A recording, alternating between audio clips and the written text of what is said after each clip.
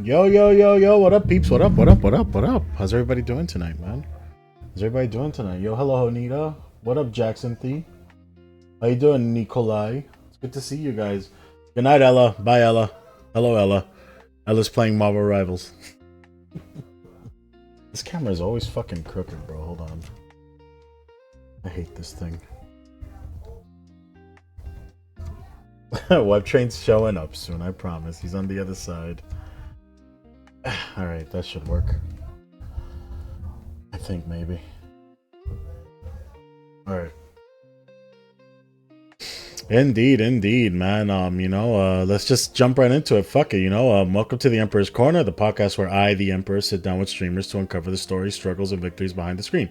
In this episode, we welcome Webtrain, a gamer, a father, a fitness enthusiast, a lover of technology, beer, and some of the best 80s and 90s films, a man navigating life, streaming, and resilience in his, let me be nice, 50s.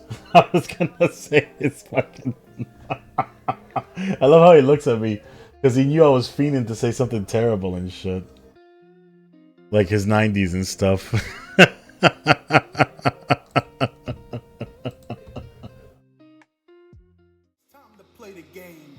I gotta learn to turn that off. Time to play the game. Make sure y'all welcome the man himself. There goes Webby. Let me try to see if Webtrain talk, so I can see if oh yeah, it's not picking you up. Good. That means I got my first hurdle out the way. Because I didn't want to ask you like 10,000 questions and then fucking, out of nowhere, it's like, so what you guys think of that answer, bro? We can't hear Webtrain. All right, go ahead. Hear shit. How's he sound, guys? By the way, 'cause I know last time y'all were complaining about the sound. That Webtrain was too low. Webtrain was. That too was just high. Jax's voice. Ah, okay. Fucking the first salvo thrown at Jack so far. Let me in. No, damn it! You fucking. I can just hear the pizza rat voice right on that. I know, right? What do you think you're doing, telling me that I did it? This is my voice. Let me at him. All right. So, Webtrain, how are you doing tonight? I'm all right. How are you? I'm great. It's been a long time since the people have seen your face, I think. You haven't streamed in a hot minute, right? I have not. It's probably been 2 months, I'm thinking. Almost. How does Webtrain sound, by the way, guys? Does he sound good? Loud enough? What a good-looking bastard. You bastard. Let me take a shot so I'm on his level. He's already drank a 6-pack of beer. No. I was solo dadding tonight, so my wife just got home. So I had the kids in soccer practice and running around. So this is first beer. It's a local Oktoberfest. Nice. 'Tis the season. All right, let's jump into this bad boy. Yeah. All right, Webtrain, I'm going to start up with some warm-up questions, just a little something to wet the whistle. Sure. All right, what was the spark that got you into streaming in your 50s? Well, late 40s at the time, but yeah, it was honestly, I've been playing PlayStation games with a bunch of college buddies for 10-15 years. We've been playing mostly sports games and Call of Duty. Nice. And we tried to find a regular night every week where we would get together and play. And it worked out. We'd go through periods of time where we were playing every week, and then we'd go months and we wouldn't play. But it was pretty regular for several years. And we would just die laughing every time, having a good time. And one time we were just like, other people could have fun joining us and watching us do this and just hanging out. And I had seen some other people streaming and watched people on Twitch, and I thought, well, maybe we should try this just for fun to see maybe there's other people old gamers that want to hang out with us and play some games. So I started just streaming right off the PlayStation 4 with no camera, and then slowly moved my way over to the desk, and now PS5 and PC, and navigating challenges with playing with friends that don't have a PC. They're just on PlayStation, but we still get together. I mean, that's most of my streams is me playing with some of these same guys that I've known for years.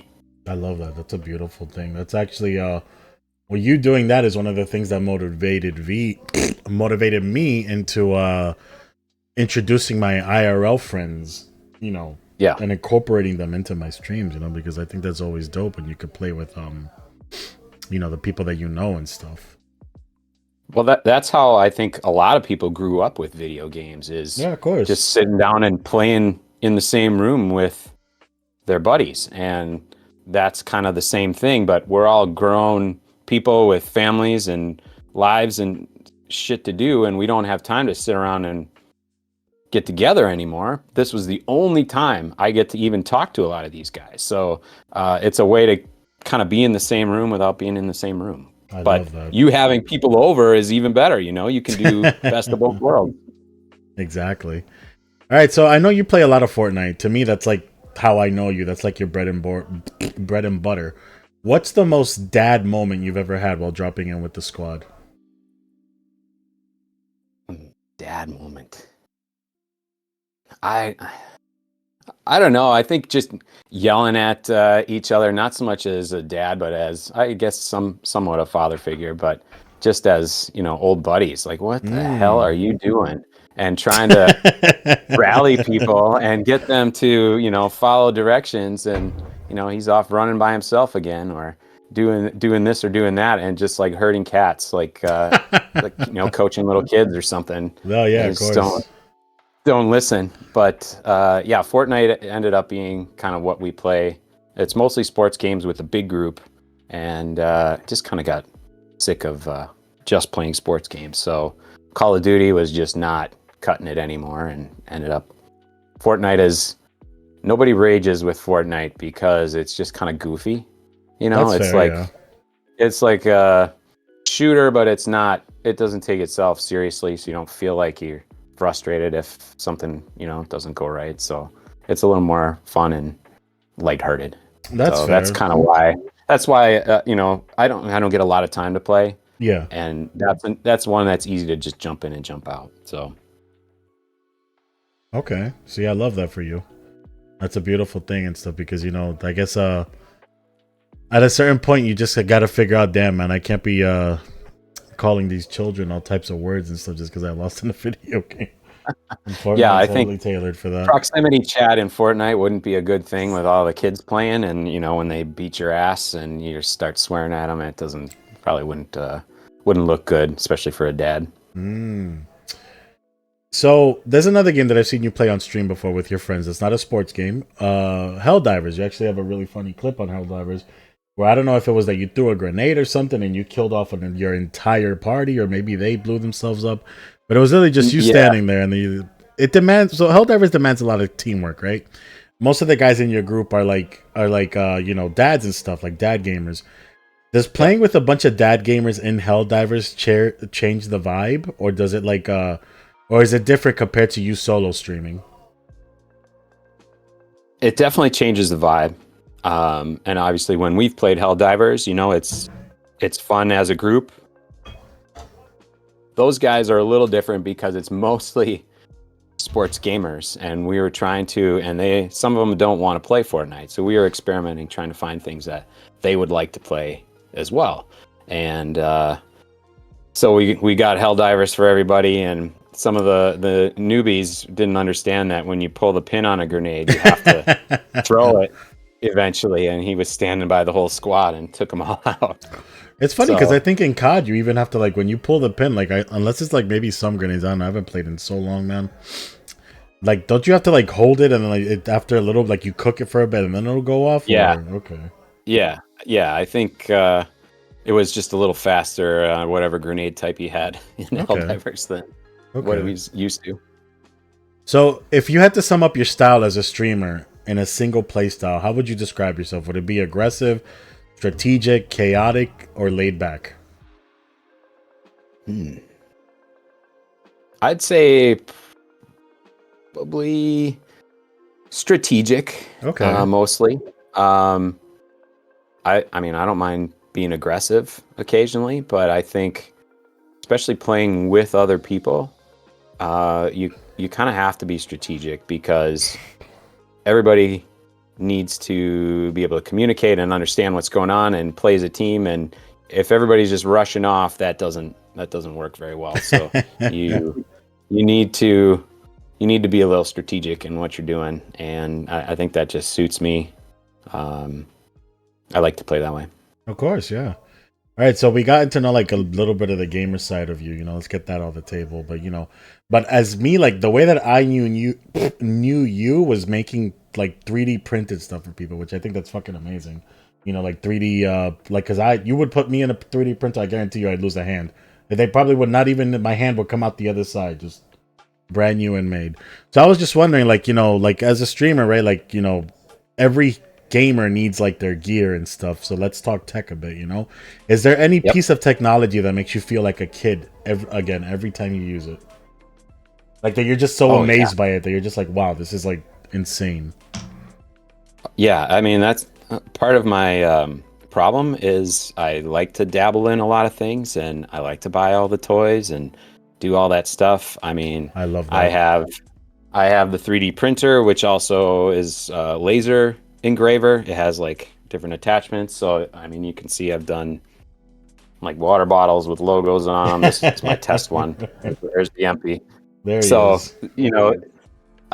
I like to dabble and play around, and it's a hobby and probably also a curse that I don't focus on any one thing for too long. But yeah, the 3D printing, I like doing that. I thought about incorporating that into the streaming for a while, but it's just I get too easily distracted by other things, and I get pulled instantly into the next thing. But I think the thing I most have fun with, and I don't use it often enough, is I have a really nice drone that I did Ooh.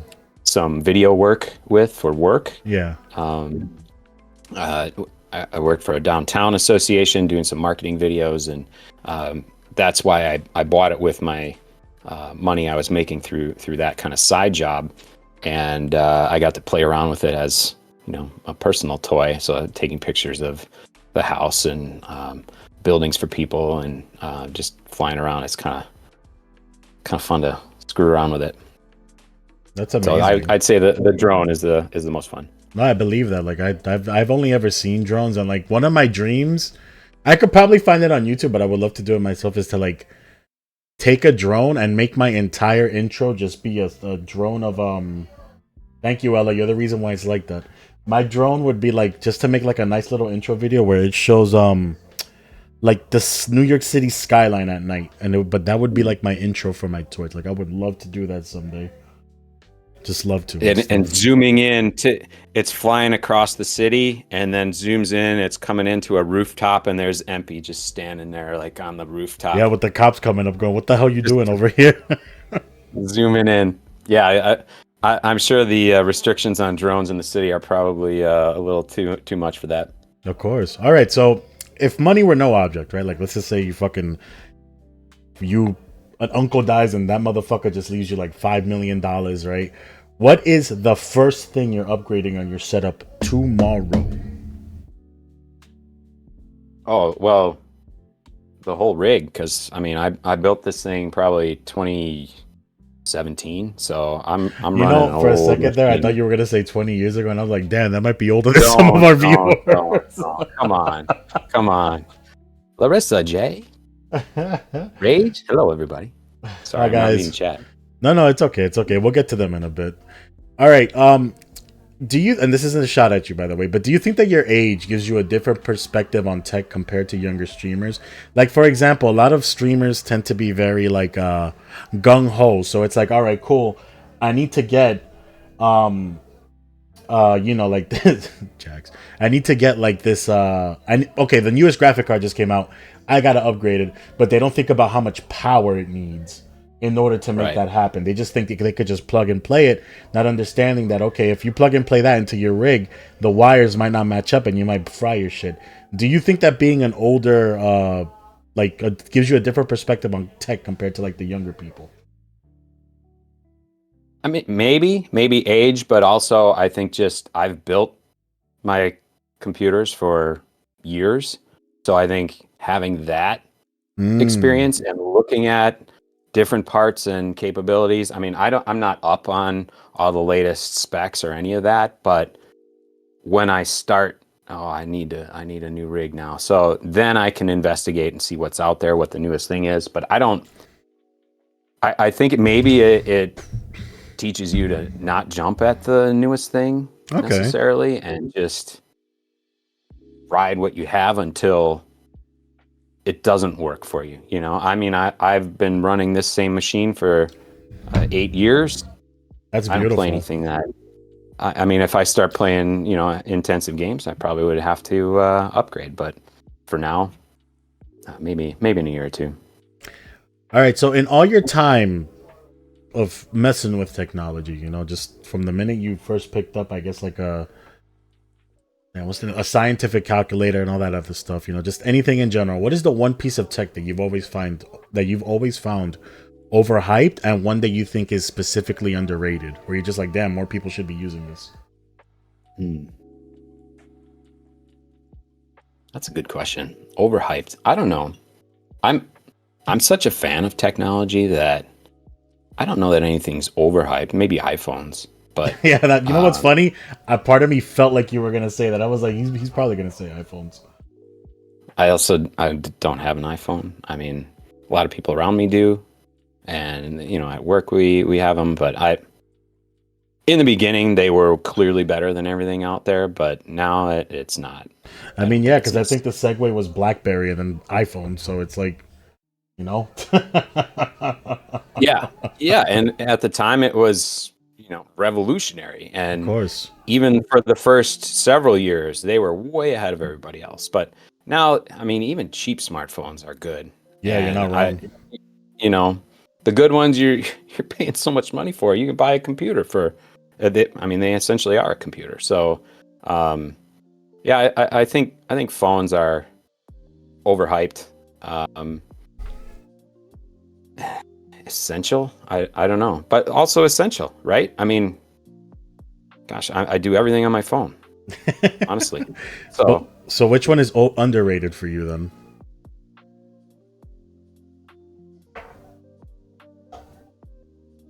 it's a good question. I think I think an affordable gaming computer Mm. is overlooked.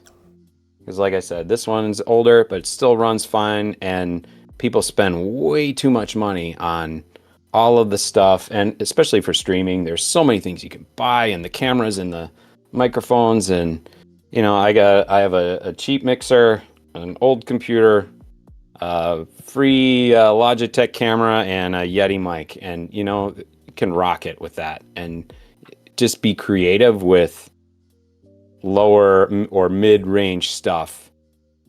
I think people overlook that, and like you said, everybody's diving after the latest graphics card or whatever's out there, and they don't understand that all of the things that come with that, and it's not necessary, That's very good and advice it's for expensive. anybody. Yeah, it very much is. That's very good advice for anybody that's starting out streaming, man. Really is. Before I jump into the next segment, does anybody in the chat have any specific questions for Webtrain? I'll take three. Yeah, get you a beer. Get you a beer, Jay. I'm almost done with this one. It's gonna be a two beer interview. Two beer interview now. I want to see like six done because we only on section two of the questions. So I feel like All right. I could probably get you. I was about to say get you drunk. I'm gonna get myself canned. All right, Larissa would like to know your skincare routine. Sun. I've been in the sun a lot. I was gone for a couple of weeks. Sun does me good. Okay, and then Jay would like to. Well, it's kind of the same one as Larissa. All right. Trashella says, out of all the stuff you do, what is your fave hobby?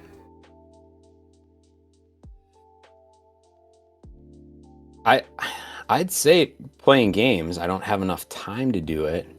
And like I said before, I think my problem, and I mean it's a blessing and a curse. I love to do a lot of different things, and 3D printing and the drone, and I make t-shirts and I make signs for people, and I just like making things. So Okay. I think it doesn't matter what it is. Um, I like to create things. So I make graphics for you guys. I just like goofing around with that stuff. I don't. I should really focus on something and get amazingly good at it, but I've always liked to tinker. So Of um, course. that's blessing and a curse. All right. Jackson wants to know what was your defining moment that made you a gamer. Made me a gamer. Oh God, dating myself. Early Atari. Early Atari, yeah. Early Atari, playing with my friends in the neighborhood as much as we possibly could, and that was kind of the intro, and I would just be gone all the time, and my parents would ask me why I was always over at everybody else's house and not playing at our house, and it's like because they had video games. So we were I love that. eventually we got I don't know if you know, do you know Intellivision? Intellivision was like an off. It was like it wasn't. It was after Atari, but still very early. So it was like a competitor that never really caught on. But that Christmas, my parents bought an Intellivision. It was like a Sears thing or something. So Mm.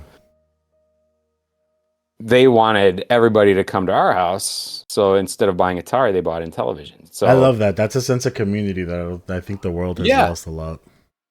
yeah. I mean, that was a long, long time ago, and where you'd be out all day and you'd never see your parents for most of the day until it was dark. And so they wanted people to come to our house and us to see us and the kids to hang out there. So they got us that for Christmas, and I think that was kind of the defining moment, and also building that community of friends and neighbors and everybody kind of rotating houses to play games. I love that.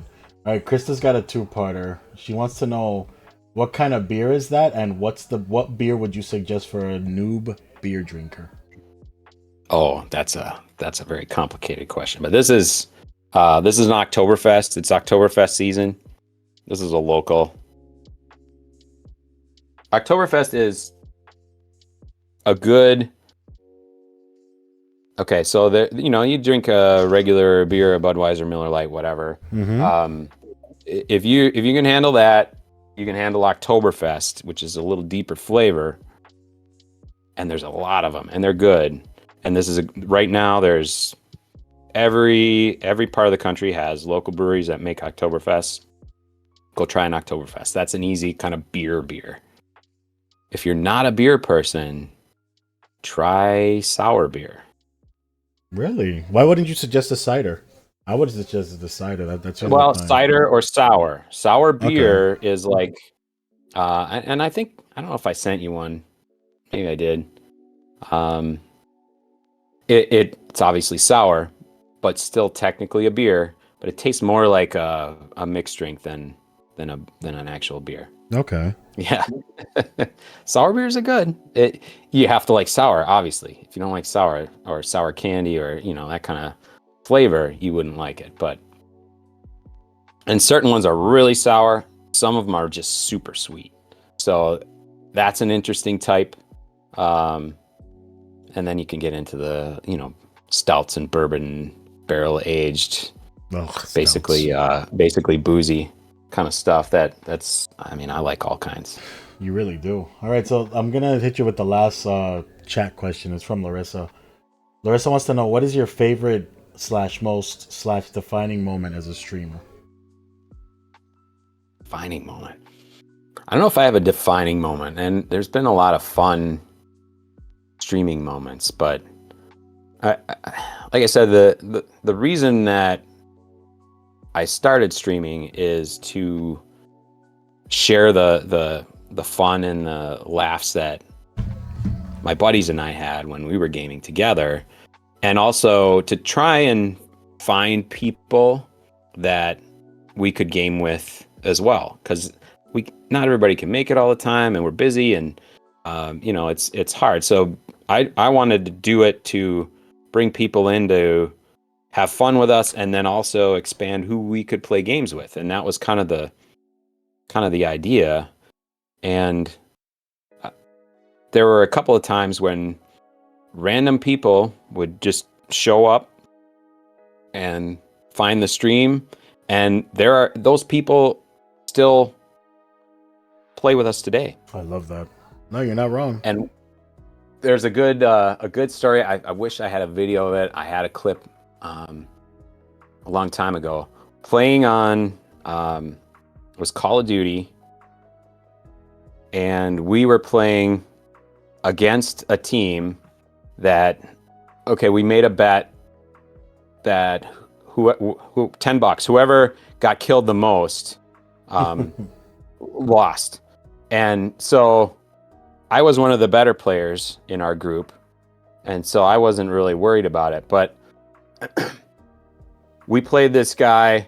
His nickname was Hippo Sticks, and he killed me every time. Jesus. And I kept going back, and I wanted to get him, and he was terrible. He didn't kill anybody else in the whole thing. He was like 8 and 35, and every one of those 8 was me, and they made fun of me for weeks about that. I lost the bet. This terrible guy was kicking my ass. So Hippo Sticks was a joke for like 3 years. Once we started streaming, we found Hippo Sticks was streaming on Twitch.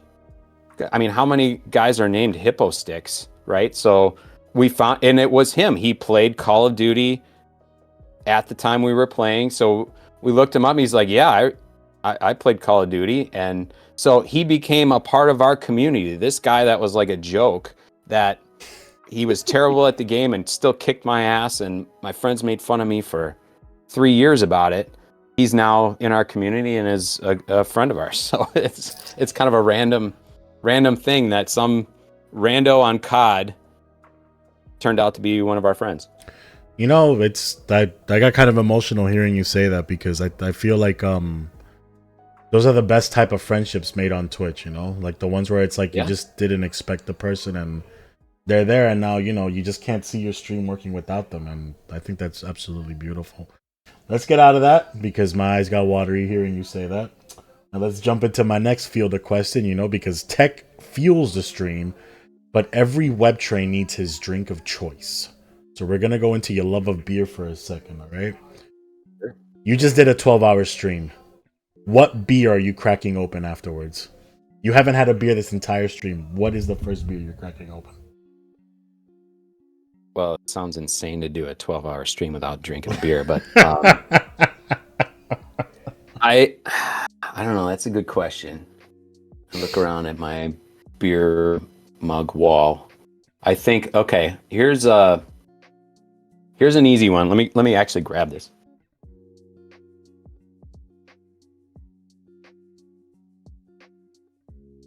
Not everybody likes IPAs. No, because it's like you're running through. I know you with don't. Your mouth open, but all right. I know. But this is a hazy IPA that's national. It's available everywhere. This is one that I keep in my house all the time. Voodoo Ranger, New Belgium, Colorado. And that would hit the spot for you, like after a stream, like you would just be like, "This is the one right here." This beer is absolutely, well, Jay, it's on my wall. I mean, it's right here. This is a fantastic beer. Even if you don't like IPAs, you might like this one. It's also an Imperial and will kick your ass. So I think it's like 8% or something. So it's ridiculous. I love that. All right, this one's a twofer, right?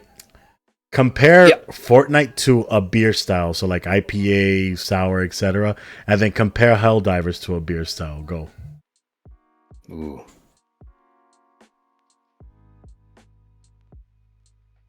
Fortnite is light and fun, so I'd almost go like the seltzer beers like that I send you, those coolers. It's kind of fruity but light and easy drinking. Okay. Nothing complex about it. Just it's for fun. Helldivers, more stressful, intense. I'd go like a heavy stout on that. Fucking heavy stout chocolate coffee lager. You fucking Yeah. Some thick shit that you gotta kill yourself for. Like the damn. Stressful for me, Jax. All right. What is the strangest tasting beer you've ever tried, and did you manage to finish it? Strangest tasting. I mean, there's some weird ones. But I mean, I tried a pickle beer. Disgusting. That's not good. Yeah. I mean, even if I like pickles, but that is, I mean, Nico likes pickles. We know this. Pickle beer, not good. I wouldn't do that. Also, I was in Vegas one time, and there's like a really rare Christmas beer that's made by monks in the mountains in Europe somewhere that you can only get like every 3 years, and it was super expensive. You never see it. So we saw it and we're like, okay, we have to try it. It was straight up booze, and it was terrible, and I couldn't even finish it, and we paid like $40 for it. So damn! I would have had to finish it at that point. Don't do that either. I would rather just take a shot of bourbon or something. Cynthia the Younger. That's funny. Oh, no, there's Jax is yeah, that's a good one. There's also Jax, there's a really good brewery in, where is it? Northern California. Santa Rosa? Yeah, Santa Rosa. Check that one out. All right. Go there. If Webtrain had his own lager, how would it taste, and what would the can design look like? Ooh. I think it would be an Oktoberfest style. It's one of my favorites. It's something that anybody that likes that is okay drinking a beer, like just like a regular beer. Yeah. But it's a deeper flavor, kind of universal. Everybody can have it, and everybody does it kind of different. They're kind of the same, but they all have a little bit different flavor to them. And yeah, I'd say Oktoberfest. It's actually one of the things I want to try and do is get to Munich for actual Oktoberfest someday, and hopefully that'll happen here. Shit, I'll join you, but just understand that whatever happens, happens. You gotta like beer, because they drink them. I mean, they have bigger glass. I mean, I like beer, but I'm more like, the reason I don't really mess with it like that is because I don't like the bloaty feeling, you know. Like, I like liquor because I could drink tequila all night and I could still eat something and I feel like I'm about to burst. But if I drink beer all night, you know, I gotta yeah, beer and, you know, sausage and cheese and, you know, nothing light about that. My IBS is gonna be pissed at me that day. All right, so we got the beer, we got the gear, and we got the games. Yep. But Webtrain, you keep yourself in amazing shape these days and stuff, you know. So we're gonna jump into some fitness and discipline, right? How has fitness changed for you in your 50s compared to when you were younger? Consistency. Because you look amazing, by the way. Like, I got to give you your props, bro. When you told me you were 50, man, I nearly spit out the expensive tequila I had in my mouth that day. I must have been drinking Jose Cuervo or something expensive. And I remember you told me you were 50. You're 50. You know, it was one of those. I just could not believe it, because you look younger than me sometimes in certain lights, you know. I've always looked young, but I'm definitely more fit now than I have been ever. I love that. Shout outs to Webtrain and Jax that just like are literally like in the latest, and Anita too. I got to give you props too. You guys are in the later stages of your life, and you guys are just like, I mean, 40. You know, it's not that old, but you get it. You know, like it's like the older you get, the harder it is to work out, and the fact that you guys consistently like work out. You know, like I know Anita does her running, Jax does taekwondo and his exercises, and he's in great shape. You know, and you too, bro. Like you're aesthetic as a motherfucker. Like it's beautiful. Krista, you too. I'm sorry, my bad. I just Krista, that you looks younger than. Stop it. You know, you already know. But yeah, but like you guys are just in the top of your. Anita, you're never getting a compliment again. You guys are just at the top of your game. You know, look. Yeah, Krista, you're in your 30s. You don't count. You're younger than me. Krista needs to join the workout crew. That's what she needs to do. Then she'll be in. So She'll be in yeah, the club. like Krista is constantly up at 3 a.m. at the gym doing hip thrusts, and I'm just like, bro, Okay, that's insanity. it is insanity. 3 a.m. Yeah, it is insanity. It is insanity. So it's like the fact that all you guys have like such a great fitness routine is just amazing. So that's me giving you your flowers, because there are days where like I know some of you guys will message me and be like, "Oh, Meta, you know, like you guys are like Jack, you're on my list." You know, like Meta, like every time you post your workout stuff, because I've lost 50 pounds and I'm just like, bro, like I'm exhausted. But then I see Krista up at like 5 in the morning. I see Anita posting her runs. I see you posting your runs and stuff, and I'm just like, bro, I gotta go. You know, like I see Jax going, yeah, I was kicking the heavy bag, and the Muay Thai guys were all jerking off in a corner, and I'm like, you know what? I gotta work out. I gotta get up and work out. There's nothing I could do. Like I can't stay and just like not do this right now. You know, like it's fucking insane. Like I really like it's just y'all are so like I know y'all hit me up going, oh my god, you're so now you motherfuckers is the motivational ones, bro. Because y'all have like your partners and stuff, etc. You know, y'all have your lives established. Y'all could just sit back and be like, fuck it, I'm gonna sit in my house and not do a damn thing. But y'all go, fuck it, I'm gonna go for a run. Fuck it, I'm gonna go lift these weights. Fuck it, I'm gonna do this. Fuck it, I'm gonna do that. And I think that's fucking amazing. So never always give yourselves your props for that and shit, man. Because I know people that will sit in that fucking gamer chair and rot, can't lift shit, try to act tough with y'all, but little do they know that y'all could probably snap them in half or run circles around them, you know. But that's neither here nor there. All right. Do you find that staying active helps you in your everyday life? Like, you know, whether it's like to stream longer, work longer hours, or just, you know, just do everything. Yeah, just not feel like shit all the time. I mean, I sometimes I walk around outside and I'm like, I feel good. You know, Wait a second. I'm sorry. I don't mean you heard that. That was somebody outside making a ruckus. I fucking hate living in Brooklyn. What was that? I didn't. It was just somebody outside making a ruckus, bro. It had to be these people. They get chased by their men and then they start losing their minds. New York. Ah, shit. All right. So go ahead, Webtrain. I'm sorry. No, it's yeah.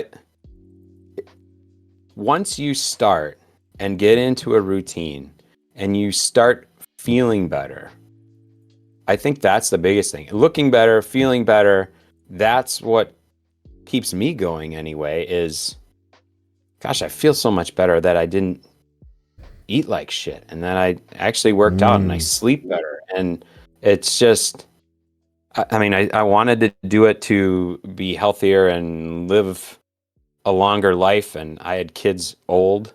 So my kids are 7 and 10, and I want to be around for them. And so that's like my main motivation. But once you start feeling better, it's like, I mean, why wouldn't I do this? It's hard and you kick your ass when you're doing it, but you walk around during the day and you breathe in the fresh air and nothing hurts. It's like my back doesn't hurt anymore, and it's so much better, you know. And then you realize you're going to be healthier and stay alive longer. And you know, I just had to move my dad into a veterans home and sell his house and do all this stuff. And you realize that you only have so much time, and you want to be as healthy and aware and around as long as possible. So yeah, it's kind of it's sad, but uplifting at the same time. Of course. All right. This one kind of blends gaming and fitness together, right? What do you think is tougher? Finishing your last sets in a gym after a very, very taxing work day, or holding your composure in Fortnite when there's only 4 teams left? Like I said, Fortnite, while it can be, you know, a little stressful, it's still fun. And, even Call of Duty, you rage a little, but in the end, it's supposed to be we do it to try and escape and the stress relief and all that. So I think working out is so much harder to push yourself, and sometimes I don't want to, and I just start moving. Because I work out at home. I work out right here. This is my gym. I have a bench and some adjustable weights, and body weight stuff. That's it. So all I have to do is change and come downstairs and be right here to work out. So I don't feel like it. I'm laying down. I want to go to sleep. I start moving and start changing and not even thinking I'm working out. But if I just start moving that way and force myself to walk in that direction without even thinking about it, all of a sudden I'm down here and working out. And so it's just forcing yourself to start that kind of momentum, and then it carries. And then I watch a stream or put on music or both and just get it done, and then you're always happy that you did. No, you're not wrong. Sometimes, like, I'll dread it, but then the 30 minutes on the Stairmaster afterwards, where it's just like, I feel like if I jump out the window at 30 Hudson Yards, I could literally fly. I get that, like it's like a whole feeling. It's like a whole thing. All right, so we spoke about your fitness routine, right? Now let's speak about your love of movies, because me and you kind of have like the same stupid ass taste in movies. That it's like, my ex-girlfriend would have loved you, because my ex-girlfriend legit looked me in the eye when I was watching The Transporter once. And this, she said, no, it was Step Brothers, and she looked me right in the eye. She said, they make movies like this for stupid little boys like you that haven't grown up yet. Yes. And I just think that's funny, because I'm like, wait a minute, these are my movies. Like, I love these things, So I'm going to get into that, all right? Because me and you have like a really big taste when it comes to our movies, all right? And I just, Can I call a timeout, though? Yeah, go ahead. You got to get into the beer, or? Yeah. Oh, yeah, go ahead. Empty. Do your thing. Well, literally, my beer fridge is right next to my desk, so it won't take long. I'm timing it. Done. All right. Okay, so here are some movies I'm going to throw at you, right? These are the ones that I know that you like. So I'm just going to toss them at you.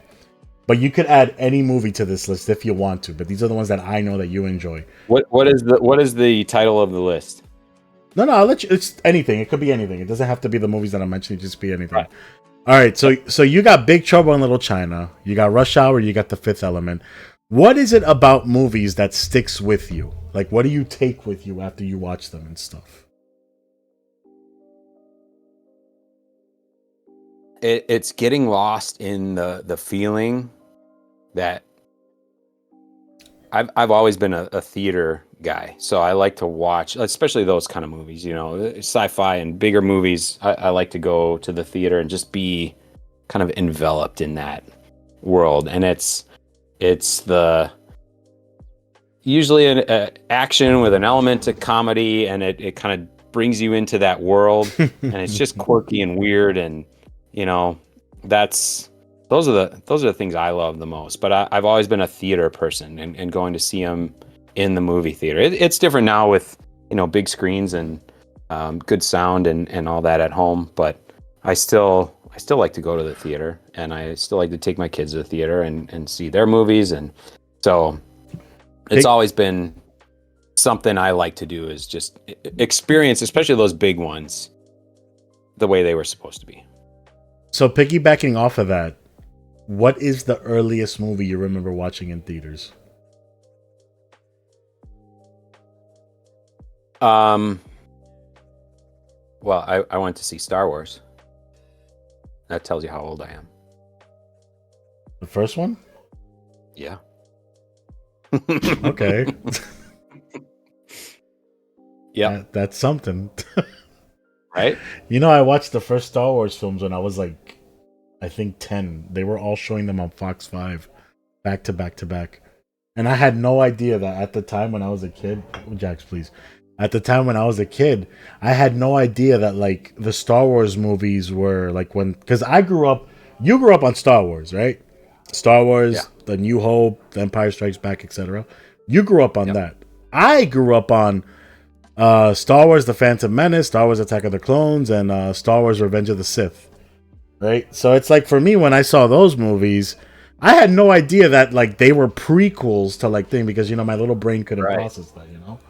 So it's like Yeah. that's very interesting and stuff. I could only imagine what it must have been like for you.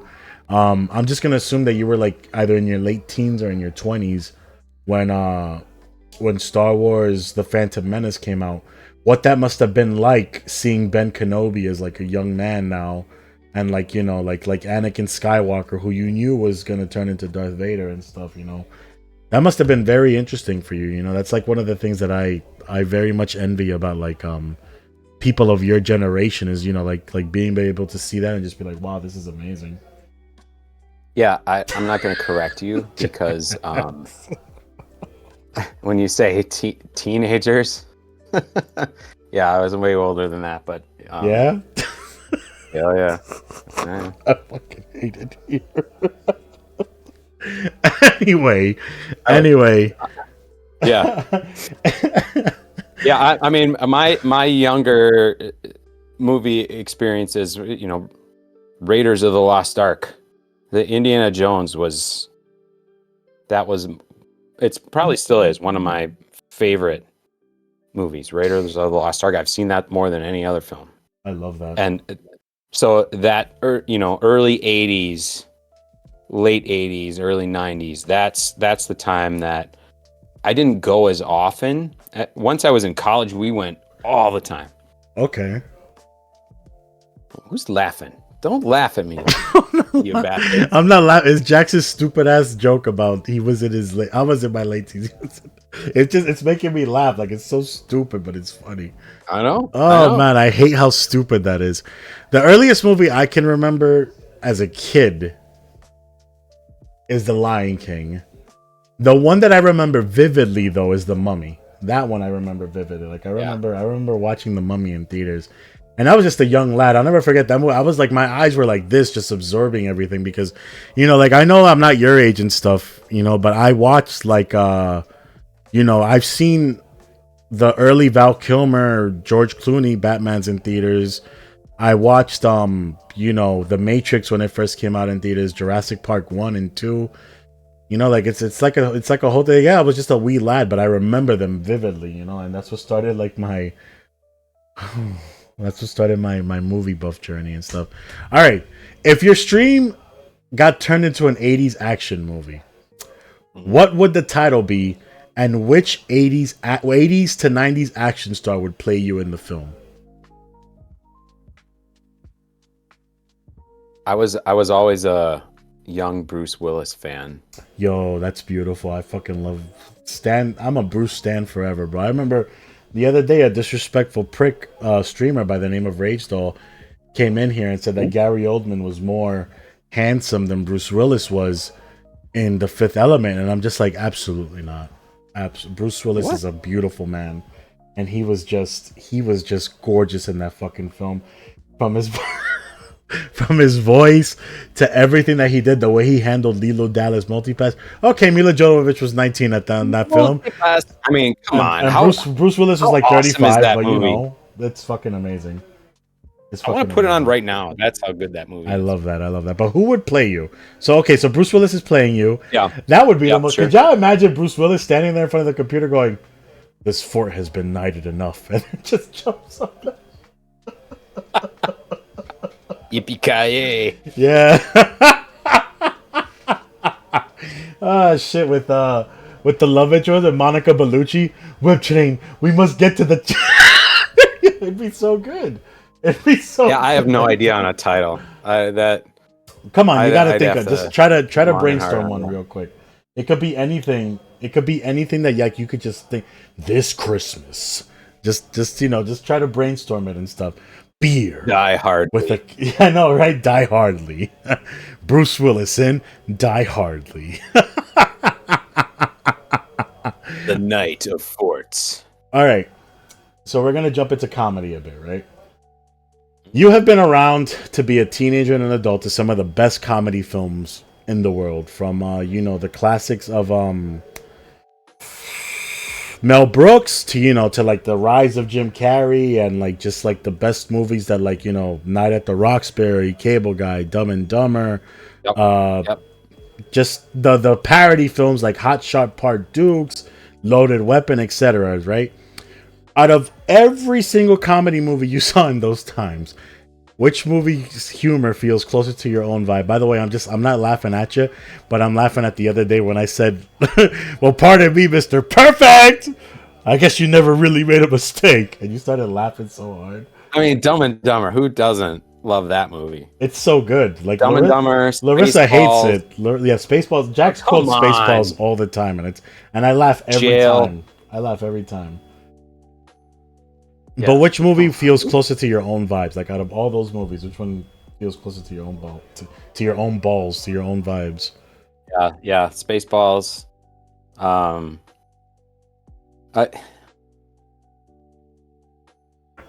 and Dumber has to be one.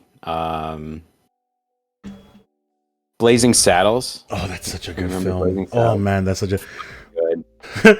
Never mind that shit. Here comes Mungo. That's like my favorite. I love that movie.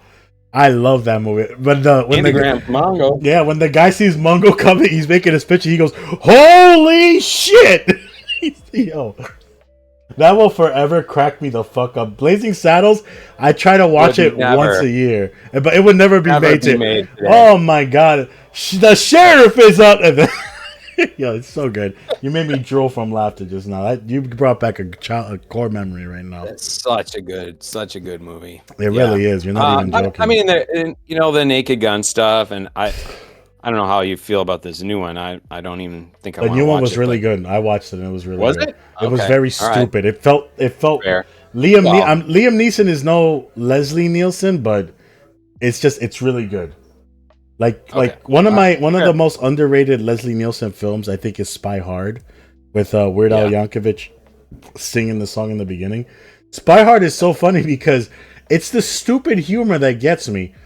Why were they kidnapping someone, and when Leslie Nielsen tries to get them back, he opens up the van and there's just a bunch of boxing gloves start beating him up, robot hands. He gets choked by gorilla hands at one point. I'm just like, this is so stupid, but it's good.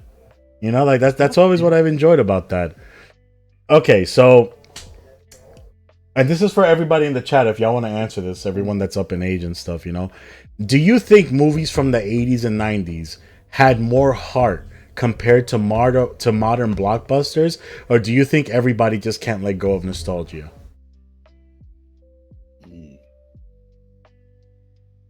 Okay, so name a couple that you okay, feel so compare the very first Die Hard to any current action movie that's come out.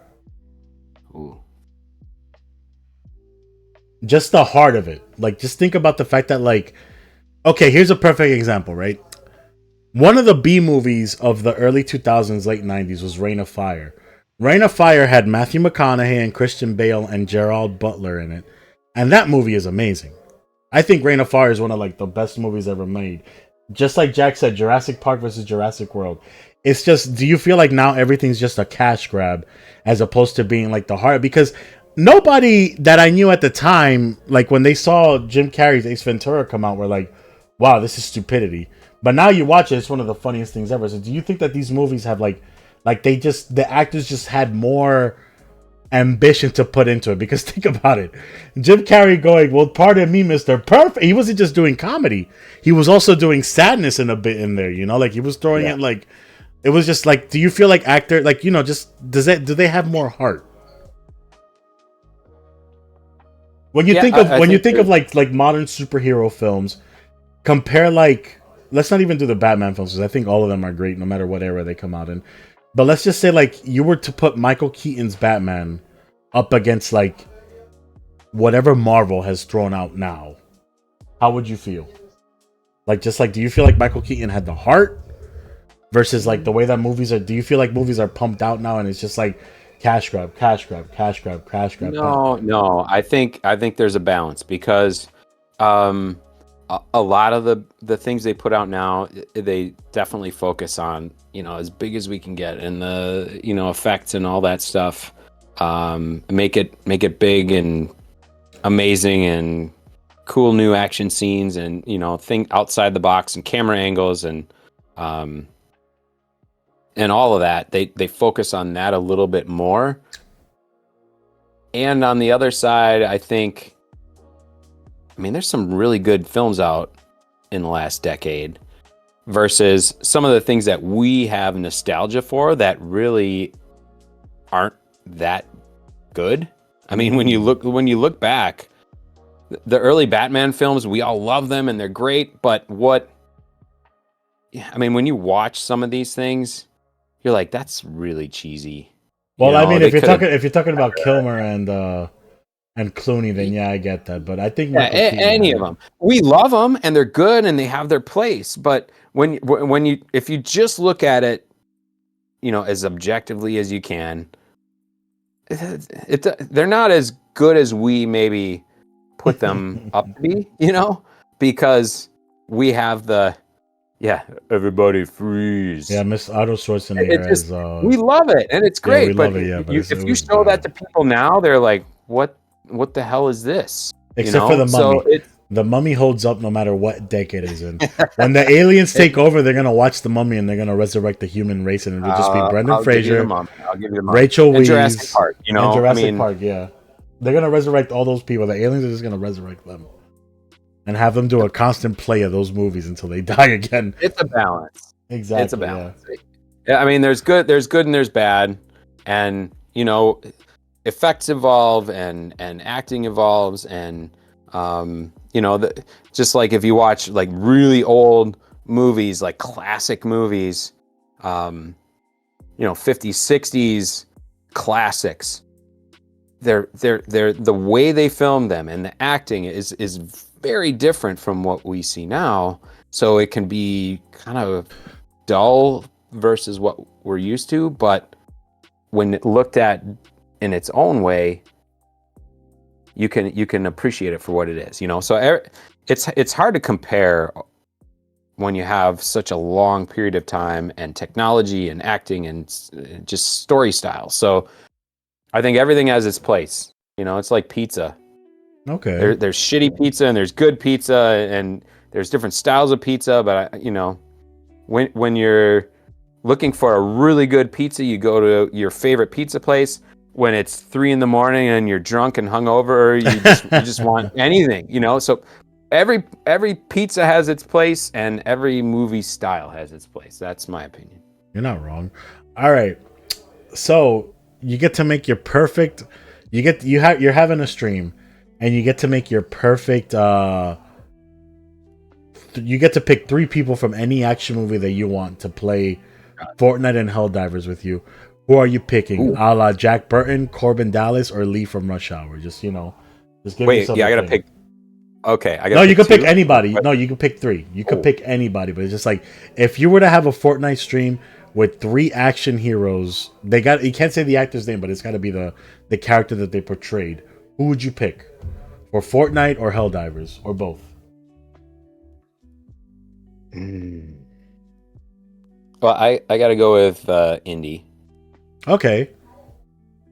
And who else? Because you got 2 more. Yeah, Jack Burton. So Indy, Jack Burton, and who's your last person to fill out the tree? It's hard not to pick Corbin Dallas. I know you've mentioned him, but let me think of other outside of the box and breaking the 3 rule. Who else? What are other? Neo, right? Matrix. That'd be dope. That's a classic character.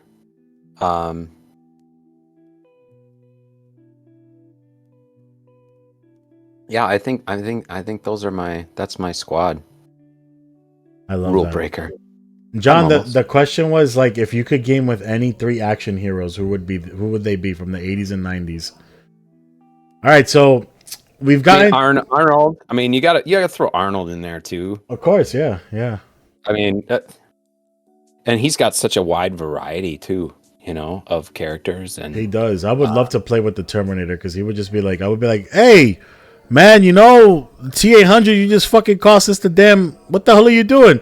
I'm a cybernetic organism. I don't know how to handle these bugs. Be like, all right, cool, whatever. I got nothing to say to you then. Last Action Hero and Conan and Commando. I mean, come on, you gotta have so many different personalities with one actor. I want a game with Arnold from Jingle All the Way because I would love to hear me die, and then he goes, "Oh, poor baby." Larissa, where you at? That's like your favorite line about. Yeah, Coach Thunder, you set me up. Like, losing his mind because. All right, so I lied. Hey Meta, remember when I said that I'd kill you last in Helldivers? Yeah, you did, Sully. I lied. Yo, hey, Medina, what up? All right, so we've gotten from. Bad.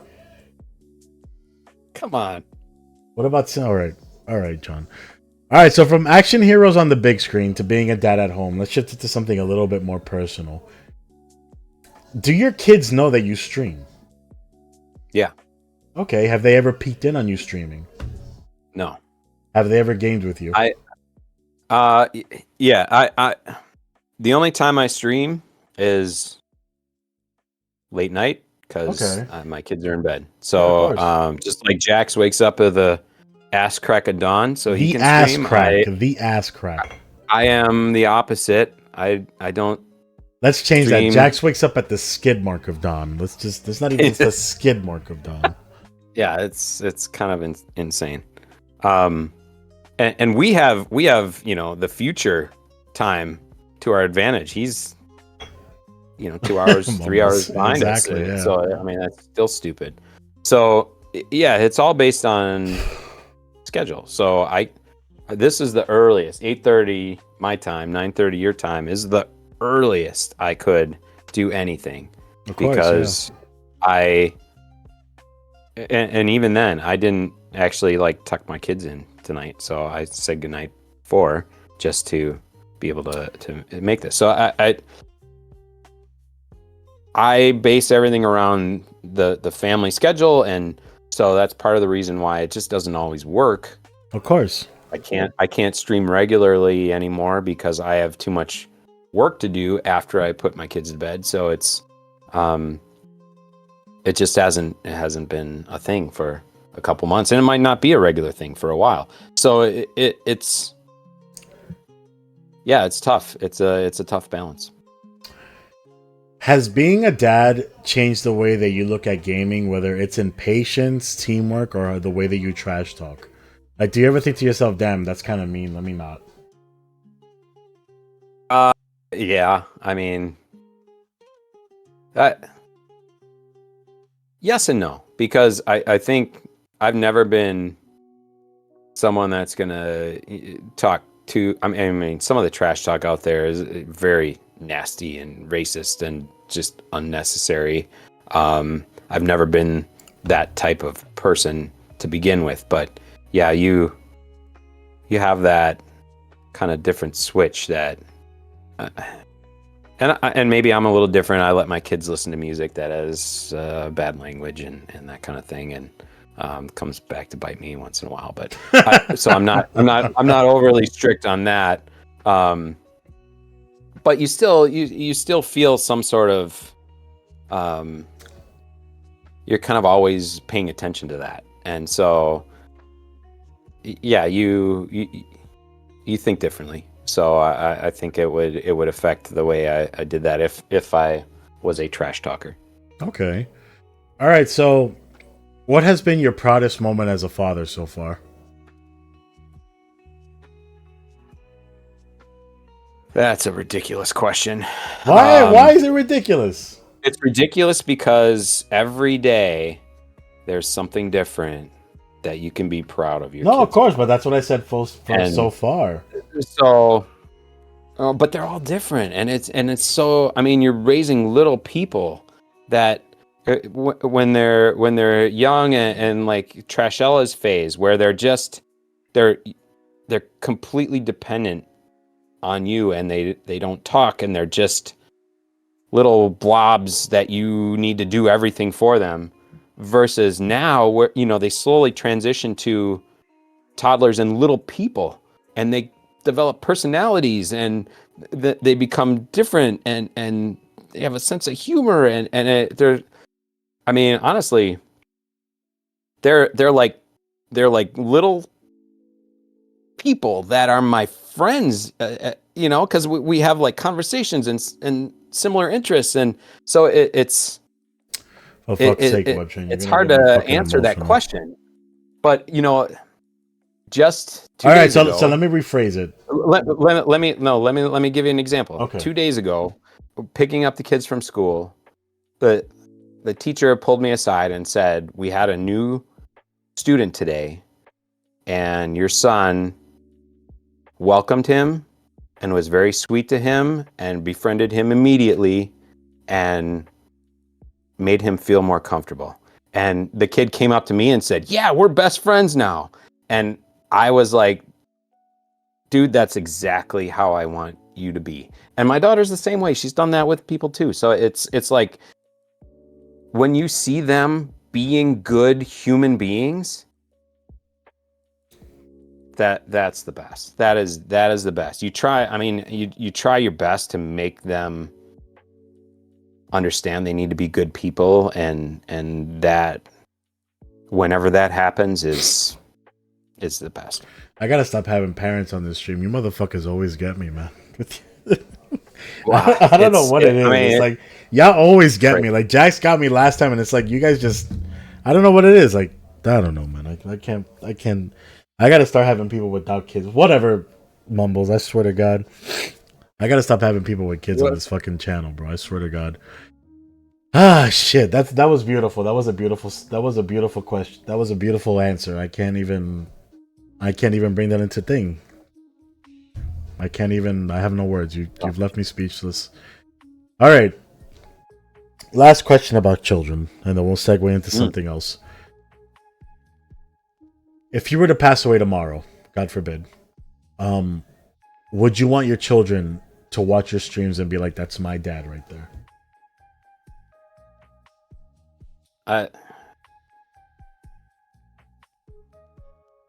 Yeah, I guess. I mean, they we like to laugh and have fun and be stupid in Jay. playing games and streaming and whatever.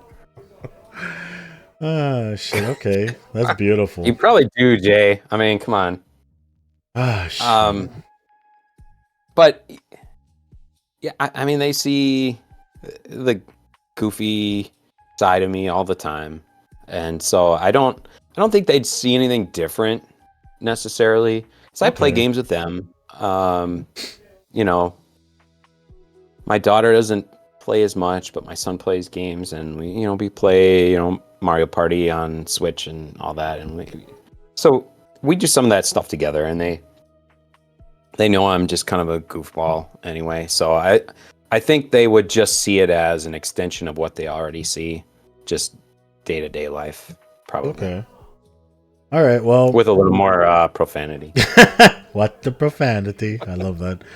All right. They know I So drink beer. They know I play games. They know I swear. Whatever. listen, I say It's all the it's all time, some of the best dads I've ever met on Twitch, not all of them, but some of the best dads I've ever met on Twitch have been like the best fathers in general. Like you, Jax, and Trashella as a mother, Heckers as a dad, bro. Like you guys, man. I spent time with Heckers and his kids, and it was just like, just watching it was so beautiful. Like you guys are just, like I say this as a child that like my dad tried, and it's like just, like the way that you guys are doing it is just like I wish if I would have had that in my life, I'd be a doctor streamer. same. Honestly, I mean A that's doctor why. streamer, a doctor That's the streamer. motivation, though, is because I didn't have that.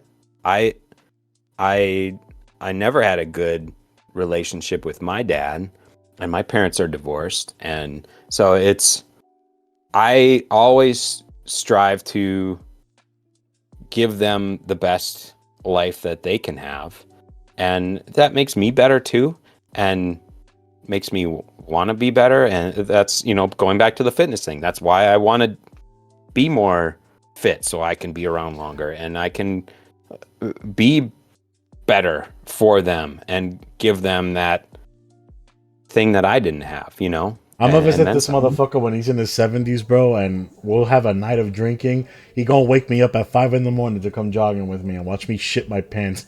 No, I am not. I am not a nerd. I do not wake up early. I work out at night. I mean, Well, I'm Rico, working whenever out you during wake your up, you're gonna stream. be you're gonna be in them fucking short shorts with your skin still nice and gorgeous, and you're gonna be like, "Come on, Meta, get to it." And I'm gonna be like, "All right, fuck off." All right, Running so in the nut huggers. I know, right? All right, so let's zoom out beyond the games, beyond the gym, beyond the movies. I would love to know Yep. the man that Webtrain is really carrying around his shoulders. Like I think as like like I would love to know like what Webtrain is, in a reflective type of way.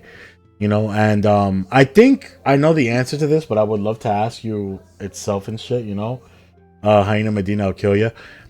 Has streaming ever been a source of escape or therapy for you after a really, Yes. really long bad day?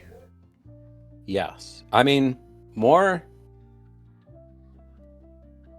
at first it was. I think gaming in general is, and that's why I still try and do it when I can.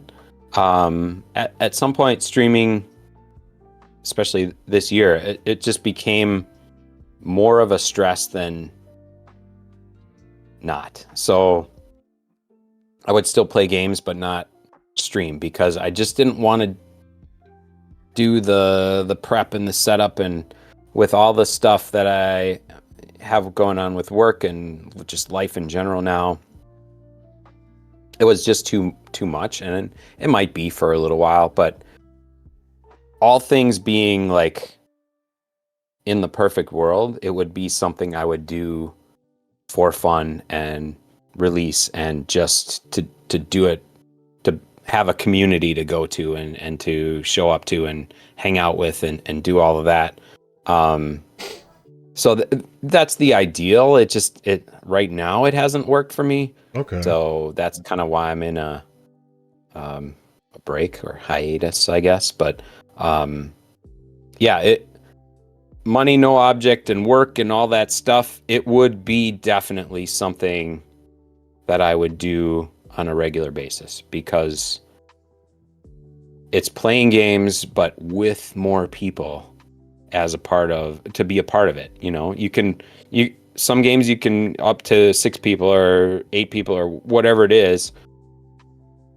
By streaming, you're including more people in it, and then that's a group that you can play different games with. And so that's been the best part of it for me, is expanding that base of people that I can play games with on or off stream. So Okay.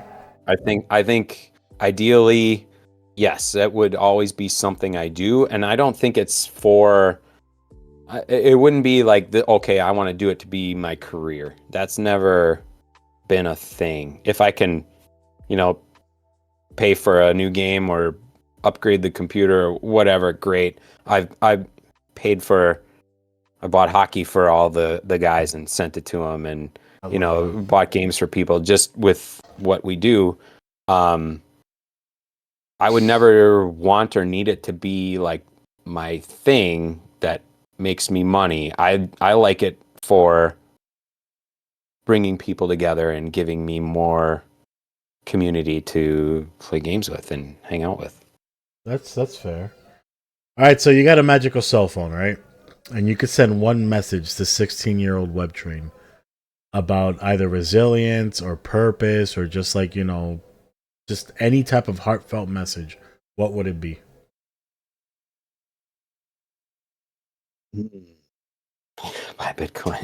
16-year-old web 16-year-old Webtain. There was no Bitcoin. I'm going to tell you that. But hmm, I think it would be,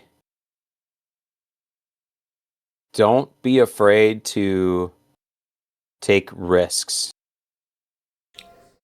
and do stupid things and travel and try things and take that weird job that you don't think will go anywhere, or because when you're young, all of those things don't really matter, you know.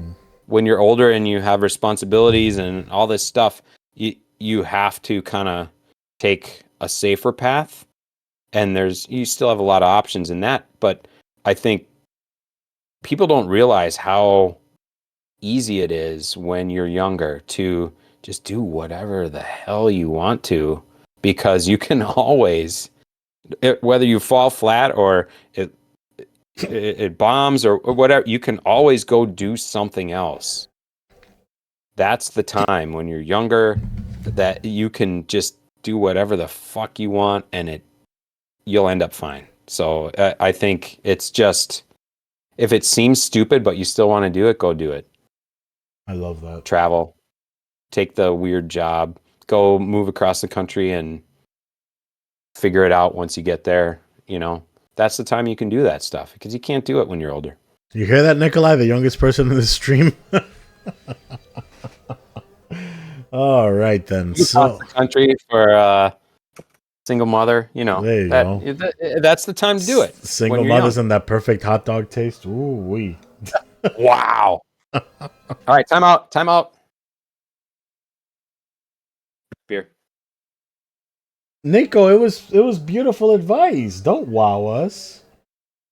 We're trying to help you out here, you prick. Yeah, Hyena Medina's been all over the world just climbing shit. I love that for him.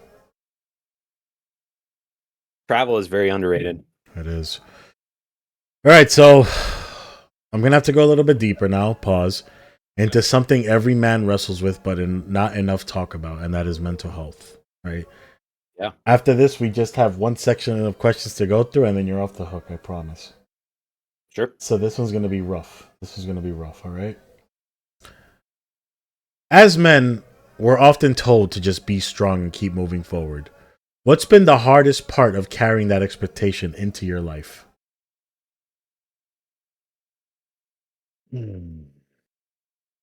Like, does Webtrain feel like he has time or the energy to break down? No. No. I mean, especially once you have kids, you just don't. I mean, you can feel that and you can deal with it, but you still gotta. There's shit to do. I mean, you gotta move forward, and other people are depending on you. So no, you don't. You can't let that derail your life. You know, you have to feel the things and deal with it and move on and take care of your kids. So it's a constant battle. You know, work and family and trying to take care of yourself and get everything done. And it's a constant balance. Everybody deals with it, but you can feel the things, but not let it push you off your path. Okay. All right, so from our conversations, right, that I've had with you and from what you said on stream publicly, right, your father wasn't really the ideal father, right? You know, the way that we picture our dads being just this strong force of just like, you know, toughness, you know, fortitude, and basically whatever we see on TV, etc., right? While you were growing up, you obviously dealt with a lot in that situation. How did that shape the way you are as a man now and as a father?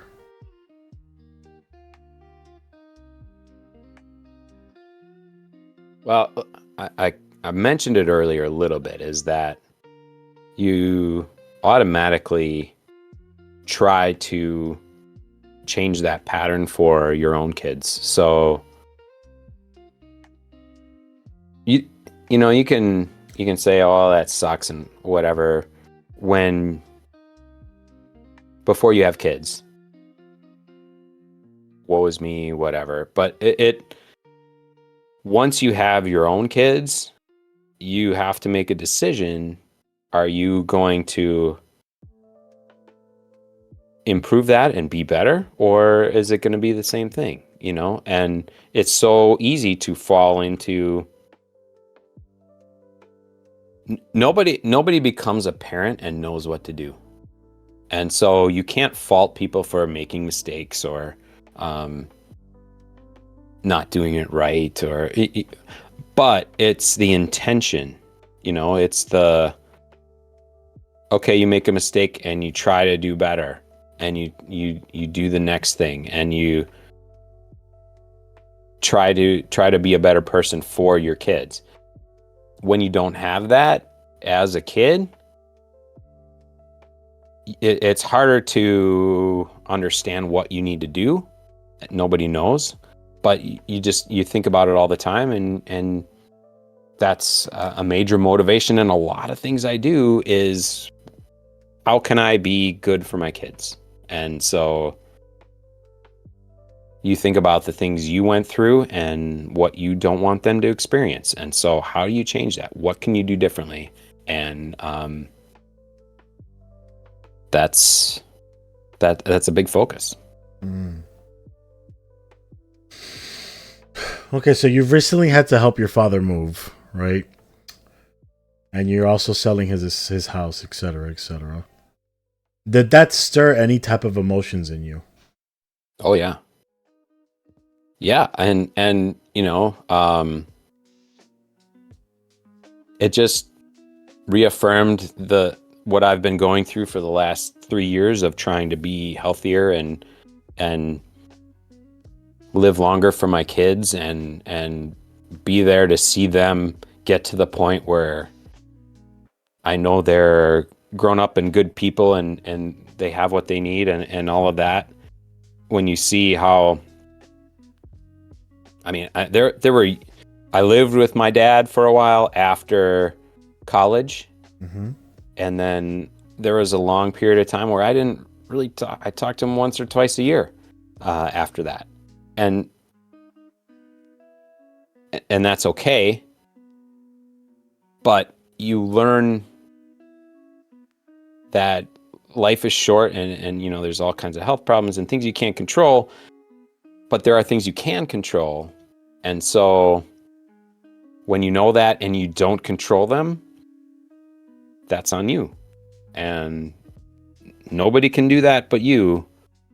And, you know, we can all get hit by a bus tomorrow or get cancer or whatever it is. But the things you can control, if you don't control them, that's a choice. And I've learned that. And I try to reaffirm that with myself all the time. And I think just getting healthier and that is part of it. But it's also, you know, how your mood around your kids and what you do with them. And it all ties in. So yeah, it makes the life is short thing top of mind lately more than anything. Yeah. What's up, Vamp? Okay, so when you first became a father, I know you said that fatherhood is very unpredictable, right? Was there any part of you that felt pressure to be a different kind of father than the one that you had? And did you feel like you had to measure yourself against that in order to break the cycle that you grew up with? Absolutely. Yeah. I mean, it ties in with everything I've been saying so far, is you know how it feels.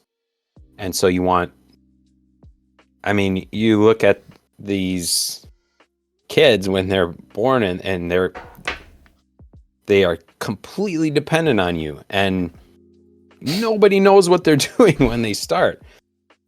But you know how you felt as a kid and the things that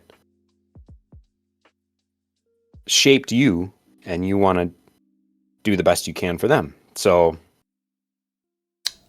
I think that's how I've always tried to judge things and look at things, is be better, and you can't go wrong. So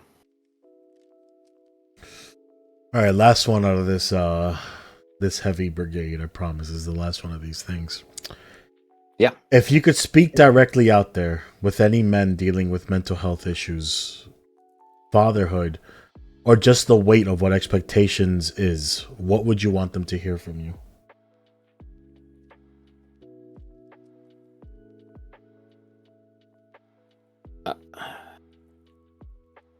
Well, hang in there, and keep it lighter. Stupider people than us have raised kids that turned out fine. So, in the end, we'll figure it out. So, keep going. People do this all the time, and nobody knows what they're doing when they start. Just try to be better than you had, and you'll be good. All right, Webtrain, you faced the tough questions. Now it's time for the fun part. The Emperor's Decree, where I take you into my kingdom, and I try to give you a nice little, a segue into some fun stuff, all right? If you were in the Emperor's court, what title would you want? The Master of Machines, the Brewmaster, or the Iron-Fisted Commander of Squads? That's tough. Brewmaster is good. It's fun, goof around, but machines, I'm a tinker. I like to mess with things. I think I would go with that over Brewmaster. Okay. All right, if you could lay down one decree to make Twitch better for everybody else, what would it be?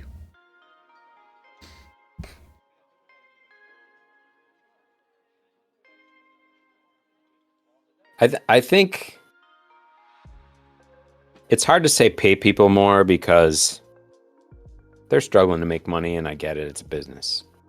So I think I would say don't be so restrictive on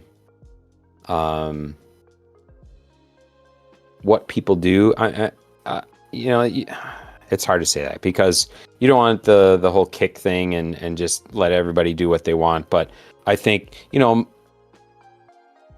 let people be creative, let people have fun, let people make money, and just, it's the community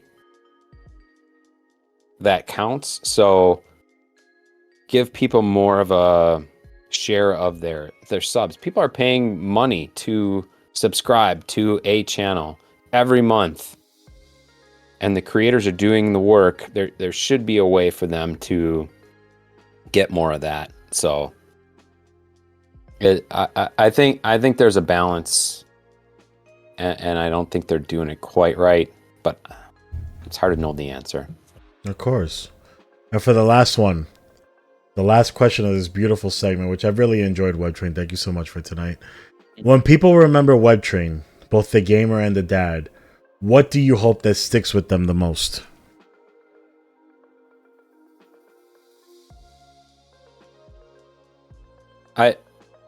I hope it comes across that I care about people, that it makes me light up when other people do well and get what they want, and that we can all get along regardless of what side of the aisle we're on, what games we play, what race or religion or whatever. We can all figure it out and, be a community, because it doesn't matter. We're all people. We all are kind of the same at a base level, and gaming and online, in real life, we all want the same things, and I think there should be a good way to get there, and everybody can enjoy that. Enjoy life. That's beautiful, Webtrain. Well, Webtrain, this has been more than an interview. It's been a story of resilience, reflection, and realness. From the games you play to the iron you lift to the family you've raised, you've shown that strength is about never bending. It's about standing back up. Thank you for stepping into the Emperor's Corner and proving that even when life throws curveballs, heroes are built in persistence, not perfection. thank you. This is fun. No, of course. Appreciate it. Is there anything? Is there any closing lines you'd like to give the people, or anything you'd like to say to the people, like when you'll be back, when can they expect you back, or just closing lines from the Webtrain himself? No, I don't know that I'll be streaming a lot or at all in the near future. I mean, ultimately, like I said, it would be a great thing to do for fun long term, but I am always up to play games and be a part of other people's streams, and I do this for the community and to find people to hang out with that also enjoy playing games. So that's what I want out of it, and I think the more we can find those people that play this game or that game, or just hang out together and talk and drink a beer and whatever. So I think is find your people, find your community, and whether it's in real life or online, on Twitch, on Discord, or just hanging out, we all need that to round out our lives. And it's I think it's overlooked, and I think we all need to build on that. So yeah, I think just keep hanging out. That was beautiful, Webby. All right, Webby, so I'm gonna let you go, banish you from the kingdom for now. Thank you so much for this. I appreciate you so much, brother. Enjoy your beer, enjoy the rest of your night. I can't tell you how much like this has been like a like, I just love this. Like, I love the fact that I can do this and just have so many amazing people here. I got dads back to back, and it's just, that has not disappointed at all. My third guest has already confirmed, but I gotta Nice. I can't announce it till October, but I'm really excited to have her there and stuff. Whoops, I said too much. Her. I said her. But yeah, I appreciate you so much for doing this, brother. Have yourself a good night. Enjoy the rest of your day, man. Thank you so much for this, for taking time out of your busy day to make this happen. I really appreciate it. Yeah, this is fun. Her. Of course, brother. Get yourself some rest, man. I appreciate you. Cheers. Oh, that was beautiful, guys. That was beautiful. Map, you gotta watch the whole thing. It was dope. Despite my best efforts to make Webtrain, get a little tear out of him, that motherfucker was like, nah, Brody, not today. Where the hell is this shit? Screen capture. Where are you, you fucking Jezebel? Oh, man. No, you didn't, Mumbles. I'll shoot us both right now in the back of the head. Yo, thank y'all so much for like a second episode of this shit, man. Like, I really appreciate you guys, making this happen. I wanted to wash out the taste that fucking prick built up real nice really left in there and shit. If he feels some type of way about me saying this, then he could come and fight me, because I love to fight, and that's basically what I do. We're not gonna let his filthiness ruin this. So thank y'all so much for stopping by, enjoying this, giving me my 15 seconds of fame and shit. We're gonna take the party over to the Retro Godfather, who will never be on this stream because he hates every video game that I like. So, nah, Mumbles, I talk about anybody. I don't give a fuck. Y'all can all get it. Stop playing with me, bro. I left more than these motherfuckers ever, bro. Stop playing with me. It's not about that, though. We had a good stream of Webtrain, so we're just gonna keep it at that. Thank you all so much for tonight. I really appreciate you guys. The built-up meta power hour was a fucking disaster, but what I've created here with you guys has just been absolutely fucking amazing. Webtrain, again, thank you so much. You are legit. There was nobody else that I could have fucking... literally, fucking... Jax being my first choice really, helped set the stage for everything, man, and... You know what? When I get my third person in here, man, I plan to do that all.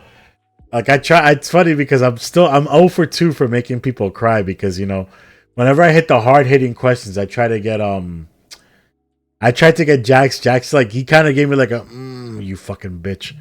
It wasn't enough, you know. So fucking yeah, I really do just make myself cry.